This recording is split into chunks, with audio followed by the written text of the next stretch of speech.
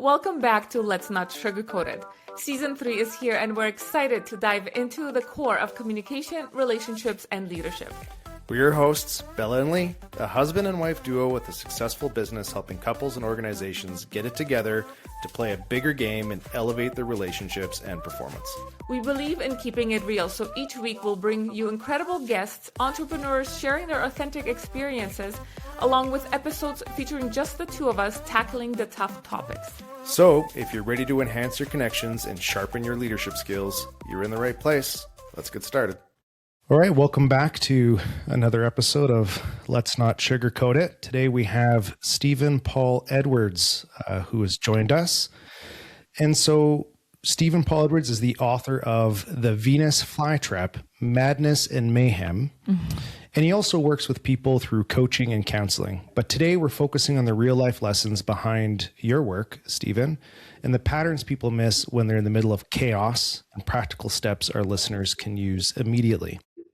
I was born in England, had a traumatic childhood, like most people, right? Didn't feel loved, right? My father was gone all the time. My mom was suffering from her own childhood trauma. So I was looking for love in all the wrong places. And then I went through some tough experiences. When I was a kid, as a young boy, I was playing soccer. Went to the showers, and I was the guy that was picked on for having a small dick, right? So then that stayed with me throughout my entire schoolhood life. So I was traumatized by that. Then, but all these things have a silver lining. As you know, nothing happens to you, it happens for you. You might not see it at the time, but later on I do. And then at 16... It would be hard to see that shower scenario, see how that would be happening for you at the time, for sure. So glad you were able at the time. Yeah, absolutely. And for quite a while afterwards, let me tell you. But yeah, eventually it has a silver lining. So then at 16, I had my first manic episode. So I'm then diagnosed as bipolar. I ended up in a mental asylum. I had ECT, electric shock treatment, which I didn't understand what that was, or the long-term effects that can have on your life. And so, you know, we call it bipolar, of course, now, right? And I didn't know or understand it properly. And, you know, as you know, I'm sure you guys know, if you're bipolar, you're not like exactly the same one or the other. And I tended to be more on the depressive side. And I went through life being ashamed of that, you know, because mental illness, when I first got it, was not seen as, you know, you broke your leg or you can fix it. It was a shameful thing. Society frowned upon it. I could never tell anybody about it. You know, I mean, you can't put it on a job application, right? And it's probably not a good thing to tell your girlfriend, right? So I went through all that. Those things obviously molded me a lot. I wasn't necessarily conscious of them because I pushed it down, but it did cause me to have that shame and that guilt. So what was the silver lining? Well, the silver lining was, as a result of thinking I could never really be very good in the bedroom, I became very good in the bedroom because I had to figure out how to pleasure my partner, right? And it wasn't going to be through penetration, right? So although later on I found that I have an average size dick, but I didn't know that for a long time. Just in case you wanted to know that, probably didn't. But anyway, so I became an overachiever in the bedroom, which is obviously good. And then with my manic depression and having severe depression, of course, it gave me, it gave me a compassion and understanding for the human condition, which has helped me in my career and what I do, which is helping people, you know, helping people that are having a hard time to be able to pull themselves out of it, as you do, as you guys are doing, right? So let's talk a little bit about that a little bit more, about helping people out. Because I think up to this point, people listening to the podcast might think you help people in the bedroom. And that's not necessary. Which I did, by the way, but that wasn't the focus. Well, it was for me, but not for everybody, right? Yeah. Because even though we've talked about, you know, this current book that you've written, you've actually written some other books as well. Is that accurate? Yeah. And so let's talk a bit about kind of the work that you've done with other people and what you do and what inspired you to get into that. Yeah, well, I guess the answer to what inspired me to do that was, you know, really, we think we want to help other people, but we really want to help ourselves. We think we want to save other people, we really want to save ourselves, right? But in the process, we can also help other people too. So I think that was the inspiration for it.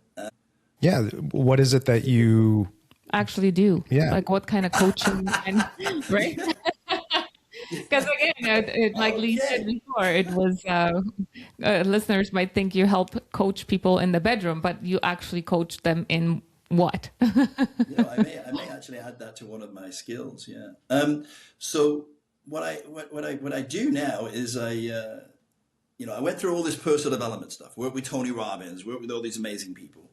And then I met this woman who taught me more than any of them had ever taught me, right? That you don't have to be perfect, that it's okay to have flaws, that it's okay to have all these things. And once you understand that it's okay, then you can let it out and you can deal with it. You can face yourself, right? So this memoir was really an opportunity for me to face my dark side as well as my light side, and to embrace that and to be able to share it with other people. Because I know for a long time I felt like I was alone, that I was the only person. And so by letting it out there, hopefully it gives permission for people to realize we're not alone, right? There are other people going through the same things we are. And by me putting it out there in a book without frills and just putting it out there and facing myself, putting it all out there, other people can do the same, and it's okay. In fact, it's a tremendously freeing, because until you do that, you're always at some level unconsciously living in fear. Well, what if people do find out about that? What if people find out I was in a mental institution? What if people find out that kids did think I had a small dick? You don't think of that necessarily in the forefront of your mind, but it's in the back of your mind. And lots of other things that I bring out in the book too that were humiliating. I mean, the whole relationship was humiliating, really, right? So even to write about the crazy stuff that I went through, just to get people to feel it's okay. All those things happen in life, right? And if you can't face those things yourself, your darkness, your shadow, whatever you want to call it, your shadow self, then you're always going to be in fear of people finding out about it anyway. There's no shadows without the light. That's right. Right? I'm going to use that. I'm going to use that, Bella. That's Yeah. So there's always, when there's light, there's definitely shadow. And a lot of us don't want to look at that part of ourselves because that's the icky parts. Those are the ones that we have to look in the mirror and acknowledge that we are not perfect. We do have our secrets and we do have our darkness.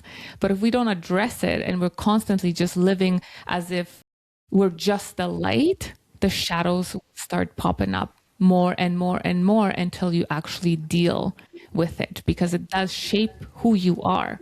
But acknowledging them, you become true to yourself and you find out who you truly are versus the pretend version of who you think or you say you are. Or you want to project that you are, other people to believe that you are. Yes.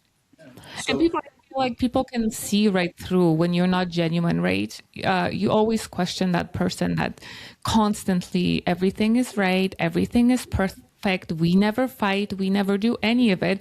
You start questioning, because is that really realistic not to do have like no conflict with anyone or yourself? Because those voices inside your head are constantly on. Yeah. Whether you want to admit to yourself or to the world. But we all have our dark sides. We all have our demons. We all have the stuff that we carry.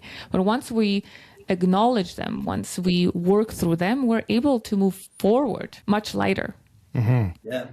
There was one chapter in the book, and it's a quote, and I can't remember who quoted this, but she said, we're all looking for someone whose demons play well with ours. Yeah. Interesting. Always looking for somebody who kind of makes us feel better about ourselves, right? Can accept us for who we are, right? Can accept us for who we really are, not just, as Bella was saying, the superficial part that we want to put out in the world, but for who we really are behind the curtain. So, this memoir of yours, this book is, a bit of a breakdown that, you experienced in your life. And I'm, before we kind of dive into a bit of, what that breakdown was, prior to that, you were living a life really of self-development, right? You're learning, taking it in, as well as practicing it and teaching people, about it. What were some things that you're aware of now that you were blind to then? Because I think when we're in that, we think we're on this journey or we're arriving and having these, transformations and we've got our life figured out. But then, as you talk about in this book, something happens that obviously reminds you that you don't have it all figured out. And so what, in hindsight now, looking back, what were some of those blind spots that you had? That's a great question. So it's one thing to teach it, but we still have blind spots that we can't see in ourselves, right? And when you spend so much time, as I did, focused on being out there, doing events and speaking and doing all this stuff, you're not looking at yourself, and you're not realizing that there are things that you need to look at, right? This experience, like I said, really got me to look at myself, who I really am, and the sides of myself that I've been afraid to show, right? So that's some of the things I got out of it. I mean, the whole thing is layered. I mean, the book is full of opportunities to learn. But what I like about the book, it's a story. It really is. It's what happened to me. I'm not trying in the book to say, well, this is what you should do, and this is what I should have done, right? It's like I did it, and but also what makes it funnier, because it's a pretty funny book, right? If you read it, it's like, because I'm funny, right? But what makes it even funnier is what your guys are saying. Listen, you've been in the personal and the spiritual development for 20 years and you still did this? What is wrong with you, right? You knew better. And I did. But I made some conscious decisions and some unconscious decisions that I had this woman who was a former international supermodel. She was absolutely gorgeous. She was crazy, and I love crazy, right? I've never lived a normal life. I say, people, what's normal, right? I'm an adrenaline junkie, right? She was total chaos, total mayhem, and I loved it, right? I was like, I'm on board. So I would ask and people would say, God, man, she took this, she stole your car, she stole your house, she did this and she did that. And I went, yeah, but oh, she got into my wardrobe and cut up all my clothes, right? Everything. I had about $200,000 worth of clothes. And was I mad? Sure. But the next day I just said, it's just clothes. I can replace the clothes. She had a moment. Little by slow, I got over it, right? To the point where she'd also stolen my car, right? So I had a Bentley, and she stole my Bentley. Anyway, she finally comes home after a 3 or 4 day binge somewhere, God knows where. And I'm sitting outside by the pool, and she comes outside and she throws the fob of the car on the table, and then she's going to walk out, right? She's going to leave. I said, where are you going? She said, what do you mean, where am I going? She said, I was pretty sure we were broken up. I said, listen, you just cost me $200,000. You're not going anywhere until you pay me back. So I made a joke of it, right? So the next minute, we're back together again, Now, is that crazy? Absolutely, But I knew what I was getting into from the beginning, right? From the very beginning. We had crazy situations happen where the police were involved. All kinds of things happen, right? But I'm not a victim. I was a volunteer. I could have left at any time I wanted. No one was making me stay.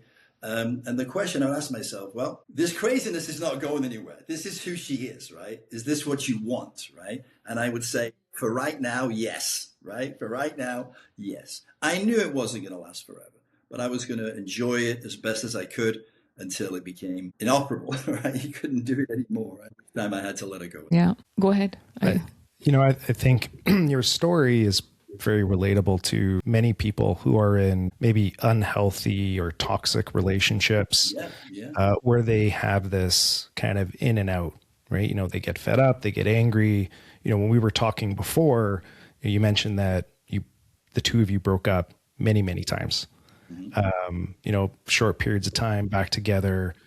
So for listeners that are listening or watching, what's something that you learned about going through this process of, yourself, whether it's boundaries or figuring out what it was that you felt you needed from the relationship, right? I think that's the key, is why do people stay, right?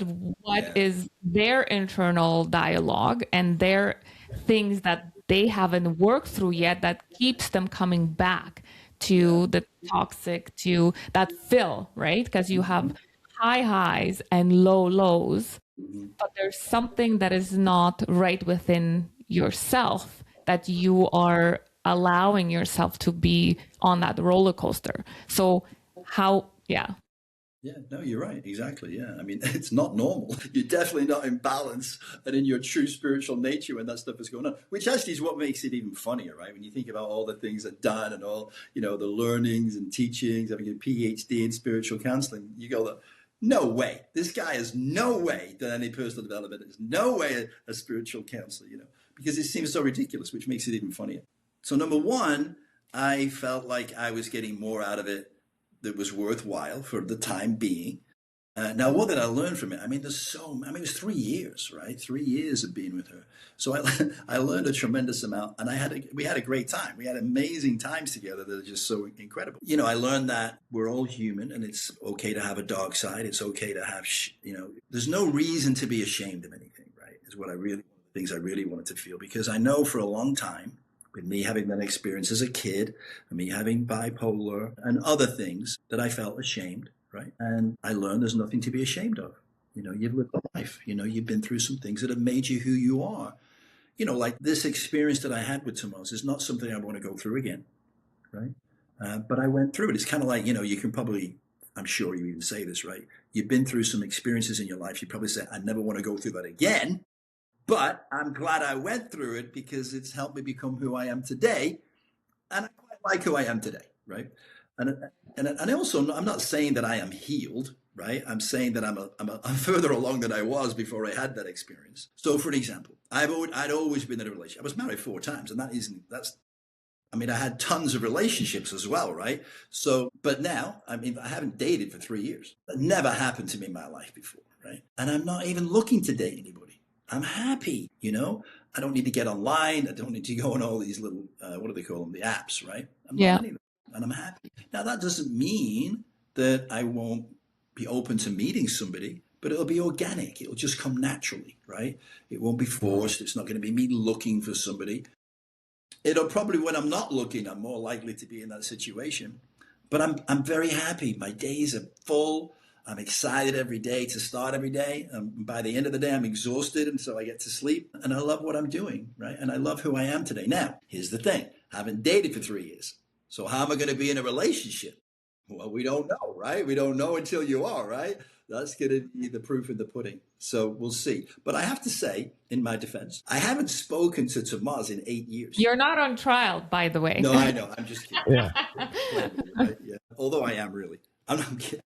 Right? So I haven't spoken to her in like 8 years, right? And we haven't been in touch. And yet I wrote this book, and within a few days of it being released, she got on my social media. She knew. How the hell did she know that I'd written this? Because she was very psychic, right? She would know things that happened. Like, how did she know? So, but she contacted me, but I haven't responded. So why haven't I responded, right? Well, because I don't want to start it over again, right? Do you feel like if you do, you will? Do you feel like to her, she will have that pull to pull you back in? No? Of course she will, right? So I got to figure out, am I ready? I think I'm ready, but that's a whole different thing than actually being ready. But I'm just not ready to reach out yet. At some point I'm going to have to, right? At some point we're going to talk, because she knows I've got a book out there, and she knows my social media, and she's been, I didn't even know you could call someone on Instagram. Apparently she's been calling me on Instagram. So at some point I'm going to have to cave and have some communication with her and see, Bella, right? I don't know. The only way to know is to know, right? Yeah. I want to take us back to where you are now, where you've said you haven't dated anybody for 3 years, but prior to that, you probably felt like maybe you could not be in a relationship. So you've been married 4 times, constantly in other relationships. Mm-hmm. What was that, shift from you? Because it sounds like you're talking about how you don't feel this need to have to be in a relationship anymore. And so, provide, I guess, that what you did, what you experienced to be in this shift, healthier spot that you're in by the sounds of it, to feel whole, right? You're happy just being in a relationship with yourself versus to be in a relationship with someone else to fill a void. Yeah, exactly. But like I said, not being in a relationship doesn't mean you're healed, right? A lot of people say, they're dating, they get out of a relationship. I'm not being in a relationship. And then they wait for 3 years, for example, right? And then they meet someone exactly the same in a different body, right? So what are the indicators for me that won't happen again?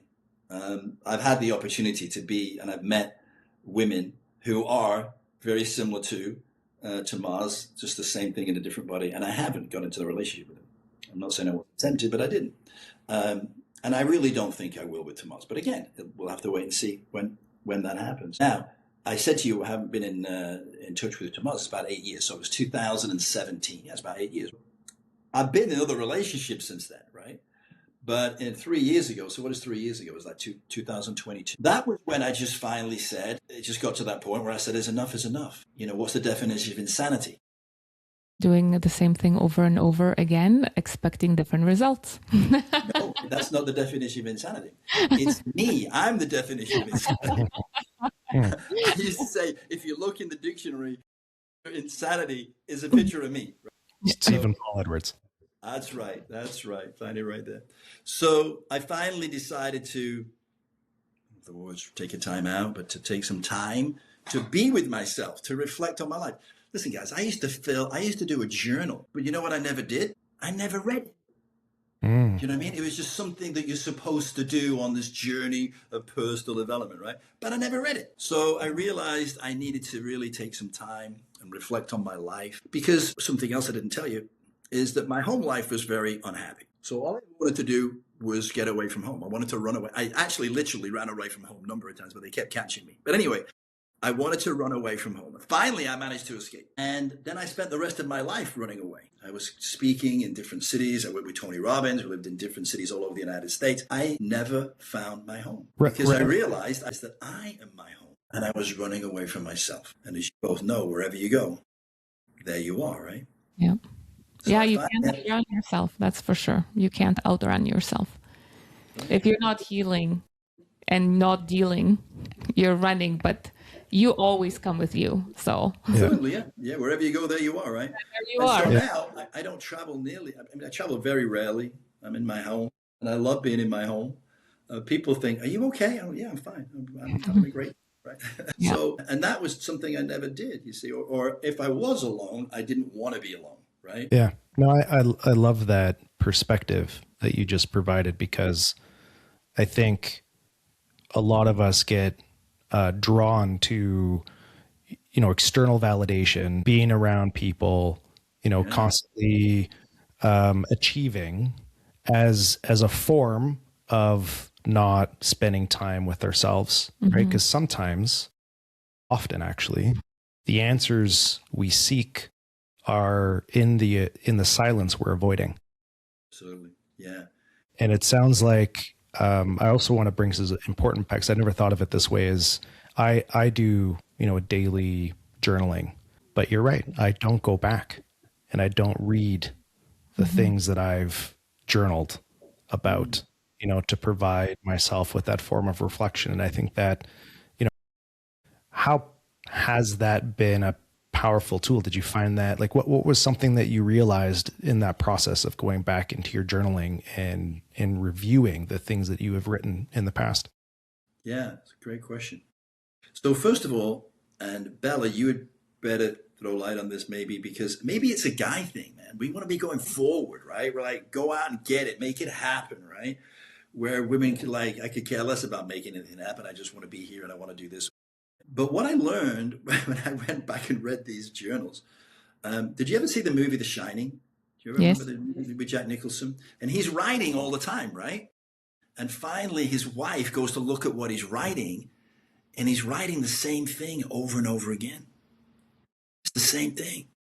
And what I realized was I was doing that. I was writing the same thing over and over again. And I would go from, I got to break up with her. This isn't any good, to, well, maybe it could work out, right? And over and over, right? So, yeah, I would definitely, from my own personal experience, I'll tell you another thing that happened to me, which really is profound. When I met my fourth wife, I was doing an event. It was an event where at the end you could buy more education, it was about real estate. So on the last day, I'd seen her during the weekend, but you never can date someone in an audience when you're a speaker. It's like rule 101, right? So anyway, at the last day, she came in and asked to speak with me about the moving forward this education, and she'd taken her attire up a notch. So I noticed that, right? So I ended up talking to her, and then about 5 minutes into the conversation, she said to me, "Now I just need you to know I'm a Christian and a Republican." Who says that, right? Who says that, right? So I saw that and felt it as a red flag. Not that there's anything wrong with being a Christian or Republican, but it's just a strange thing to say right out of the gate, right? So anyway, I wrote that in my journal. in my mind, in my head, I said, this will never work. So when we were going through the divorce, for whatever reason, I had all this drawer full of journals, and I just pulled one out. Didn't say what date it was, and I just turned the page, and it was to that exact moment, which told me that it was all perfect, that we weren't meant to be together forever. You know, I've heard the saying, sometimes people come into your life for a reason, a season, or a lifetime. And I know that we'd had our season together because it said it right there. I'd said it then. It won't last, it won't work out. So I think that's another way that journals can be helpful. You just got to probably read them more often. Yeah, I mean, like for me, it would be you were ignoring the red flags, but you're going forward anyway. So going back and reflecting, knowing that your intuition and what your inside was screaming at you, you were like, yeah, no, I got this, right? And then we know as human beings, if we allow ourselves to tune into our bodies, we know all the answers. We just choose to ignore them because they may not be the ones we want to hear at that particular moment. Mm-hmm. Right? I've always said that, Bella. But listen, there's a different take on it. And I actually only heard this recently. The intuition doesn't mean it's telling you the right thing to do. It's bringing your attention to something, making you aware of it. And then you can make a decision whether you listen to that telling you not to do something or you're going to go forward. But you don't have an excuse anymore. Right? So my intuition was screaming at me. My intuition was screaming at me when I asked her what her favorite flower was. She said bird of paradise. I said, it's a bit expensive. What's your second favorite? And she said, what? Venus Flytrap. And I got that intuition right there and then. Woo, that sounds a little dark. But then you say to yourself, well, listen, if I had at that moment just said I'm not going down that road, I wouldn't have had the experience. And I don't regret having the experience. In fact, I feel blessed and grateful for what we went through together. Not that I want to do it again, right? But the fact that I went through it made me a better person, right? Because it helped me get that freedom from the shackles of my shame and my guilt that had I not been through that experience, one or two things would have happened. I would have just drawn somebody else into my life and I would have gone through it again. Or I would never have learned the lesson, right? I would never have had that opportunity. I said this earlier, nothing happens to us, it all happens for us. It doesn't mean there aren't other ways to go about it, right? You don't necessarily have to go through what I went through to get to that point. If you are ready and willing to listen, as you would say, know that when she says her second favorite flower is the Venus Flytrap, get the hell out of there, right? So I was not a victim. I was a volunteer, right? And like I said, I feel grateful for it. But had I been in a different place and not needed to get all those lessons, then the right thing to do would have been to get out, right? Sooner rather than later. Yeah. So how does Stephen Paul Edwards now spend your time? Now that you're in a different phase, a different season of life, you've had these learnings, you're, poured a lot of them into the book. You've got, I think, 2 other books as a part of the series, bit of a spoiler alert there. What, in addition to that, how are you, I guess, staying grounded, staying focused in this new version of you? Yeah. Well, one of the things that happened in that relationship is, you can see, is I lost myself, right? I gave up myself, who I am, to be with somebody else. And so I'm very grounded in what I want now and doing what I want to do in life and making sure I do what makes me happy, not what somebody else wants me to be or what makes somebody else happy. So, and like I say, right now, because a lot of it's me on my own. I have very close family and we spend time every week. I go and watch soccer with my dad. We go to a pub and we have an English breakfast. And I have 2 beautiful nieces. So we hang out and I have a great sister and we're always having dinners. So my focus is really around my family because, to be honest, for a long time in my life, I wasn't close to my family. So now they're the focal point, right? And then outside of that, I do coaching, I do investing. And I also work on getting this book out there. It's a passion. It's what I want to do. The other things give me the ability of the financial wherewithal to be able to do this, which is my passion right now. I really want to get this book out there. And to be honest, I want to make it into a series. I wanted to get it onto Netflix, right? Get it out there because I think it's a great message. And it's fun, and I think it's enthralling, right? I mean, the first thing you see, obviously, is the cover of the book, and it looks like a erotic romance, which it is, but it's also a lot more. There's a lot more to it. Yeah. More depth to it than that, So that's what keeps me going. That's what keeps me, I don't know about grounded, but it keeps me busy. It gets me up early and I get to sleep okay. I don't have any problem sleeping because I'm pretty much exhausted by the end of the day. Yeah. I mean, it sounds like, a core value shift a bit. When I hear you say now you're focused a lot on family, where before you weren't very connected with your family, that to me sounds like a shift in your in what's really important to you in your core values, and shifting some habits, some bad habits, good What? habits. Yeah. Would you like the list? Would you like me to send you a list? Yeah, like a few, like what has shifted for you to get you to this space, habit wise? Yeah.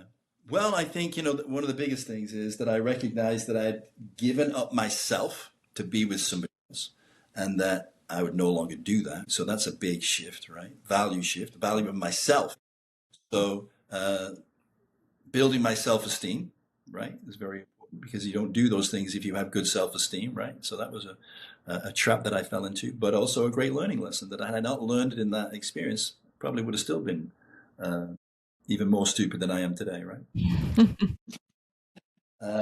What are some early warning signs of that, though? If you're in a relationship where you're really prioritizing all the needs of the other person to a point where you're not giving any prioritization to your own needs, whether that's low self-esteem or whatever it is, what are some early warning signs that, somebody listening right now can be like, oh, I can see some of that showing up in my relationship, the patterns. Yeah. Yeah. Well, I think, saying what you're saying, realizing that you're giving up what's important to you for somebody else. You're not doing the things that you were doing before you met that person because you're trying to please that other person. That's a huge red flag. And you're going to lose yourself. And a lot of people that will let you do that want you to do that. They want you to lose yourself so you become totally reliant on them. A lot of people that are going to be in a toxic relationship are going to want to isolate you. They'll do things subtly that will take you away from your family. Or, if you go work out, when you go work out, oh, don't go and work out today. Be here with me, or, don't drink that juice. It's not doing you any good. Or whatever it is, right? They are going to take you away from what made you who you are and what you would want to do and get you to do the things that they want to do, which may not be in your best interest. So watch for that. And also be aware of how you give that up too easily to please the other person because you don't want to argue with them. You don't want to have them unhappy. And so you think you're making them happier, but you're making yourself very unhappy because you're losing sense of self. Yeah. It's kind of a slippery slope, I feel like, on social media and relationships and how swipeable relationships are. There's this whole trend going on, women don't need men, men don't need women. Like, what do we, I don't need to please you. You don't need to please me. I love myself first. Da, da, da. However, I feel like we're crossing a little too far on that line because I do want, when I'm in a relationship with my husband, I do want to do things that please him and he vice versa. But right now, I feel like we're in this culture, this dating culture, where everyone just thinks of themselves.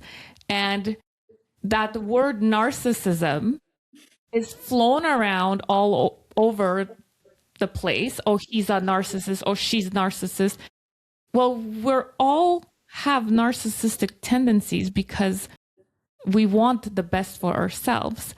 However, I also want the best for my husband.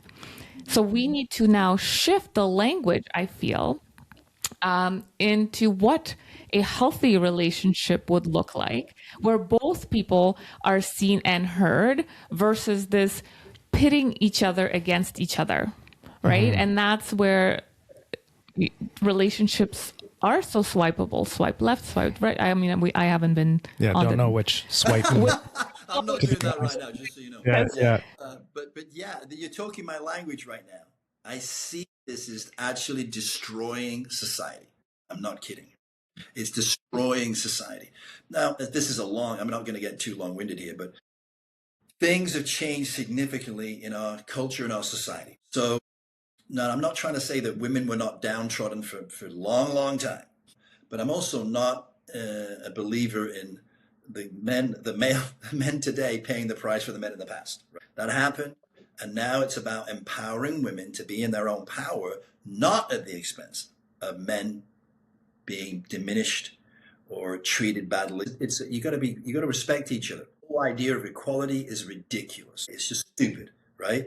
It's like saying there's going to be the same number of women that do this and the same number of men. It's absolute insanity. It's like saying, so you're saying there should be the same number of bricklayers as men as women. It's nonsense. There are certain professions that men and women would want to take, and that's okay. What's important is we have equality in the respect and the treatment of each other, right? And it's okay to play a different role. You might be great at doing one thing and the person's great at doing another.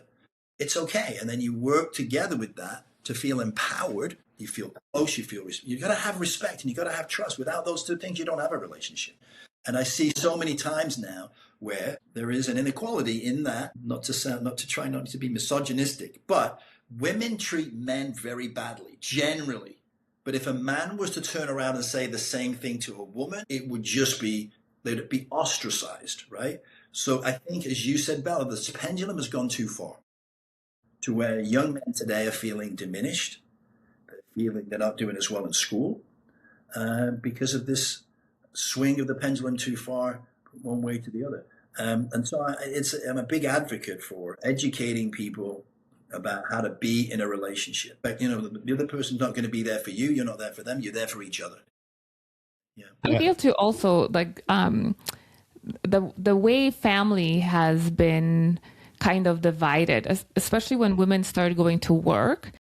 It was you go to work and you take care of everything in the household, which at some point there's only so much we can do in a day before we get worn out and there's resentment because the men were not doing the housework because that was something the woman would do. She's in the kitchen, but now she's working full time, right? So we also have to educate the men who there's a lot of men out there that still feel like the domestic responsibilities, the children are a responsibility of the woman, and the expectation is you work full time. But then when I come home, I'm going to put my feet up and you go into the kitchen and you make me dinner. Yeah. So that equality piece, it's like you said, it's not about, money, and it's about the respect. Women also are not set up to, I guess, succeed if they're staying at home. Like looking at women who are stay-at-home moms with 4 or 5 children is like, oh, you're just that. Well, no, taking care of 4 human beings is quite the job. And it's not a job that's 9 to 5. It's 24/7, right? So there has to be a system in place that also values stay-at-home moms as much as those that choose to go to work. But we don't have a choice of how society has been built right now. I would say we don't have a choice how it was built, but we have a choice of how we build it, right? So that comes down to communication. So if you said to your husband, listen, things have changed. I can't do all the things you do and all the things that I do, and you just keep doing the same things you do. If I'm going to stay at home and take care of the children, then you are the provider. I'm not going to work. But we can't live off one salary in today's world. So in order to make this work for both of us, we will both have to take responsibilities around the domestic duties in a home. We have to share those responsibilities just like we share everything else. Now, that may or not be an easy conversation to have, but it's a conversation you got to have. Because if you don't, you will be resentful and it will end up in separation, possibly divorce. We hope you enjoyed today's episode and gained valuable insights to elevate your life and business. If you found value in our conversation, spread the love. Share this episode with family and friends, and let's grow this supportive community together. And don't forget to like and follow us so we can reach more amazing people just like you. Until next time, remember, let's not sugarcoat it. Keep it real, raw, and unfiltered.